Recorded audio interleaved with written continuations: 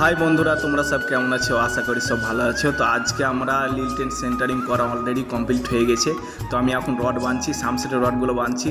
Rod বাঁধা হয়ে গেলে কিন্তু আমরা ঢালাই করব।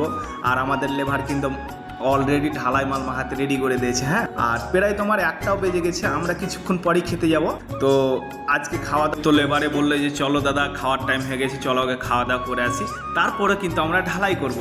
তো খাওয়া দাওয়া করার পর আমরা ঢালাই করবো। আর আজকে অনেকটা গরম, আমিও ভাবছিলাম যে খাওয়ার টাইমটা হয়ে গেলে খেতে গিয়ে একটু রেস্ট নেব। তো বুঝতে পারছো চেন্নাইতে এত গরম পড়ছে, কী বলবো তোমাদেরকে।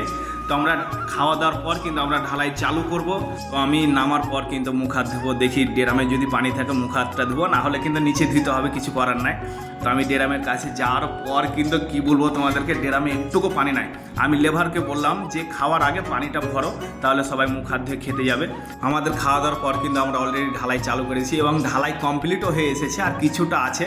তো তোমার মাল কম হয়েছে, ঢালাই মাল মাখাচ্ছে। হ্যাঁ, আমরা ঢালাই করে আর একটা চার টাইমও কিন্তু হয়ে গেছে। তো আমরা এখন চা খাওয়া দাওয়া করবো।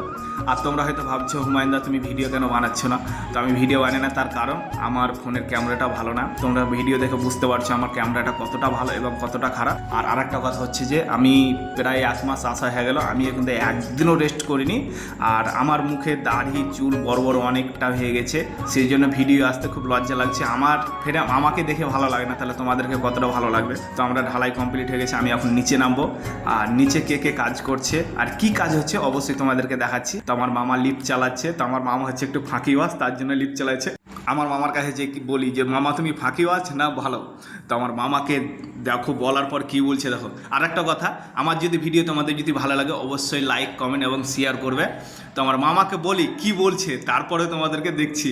তো আমার মামাকে বললো মামা তুমি ফাঁকিবাজ, করছে না না আমি ফাঁকিবাজ নয়, আমি কাজ করি ভালো। তো বুঝতে পারছো, ভালো থাকো সবাই, দিল সালাম।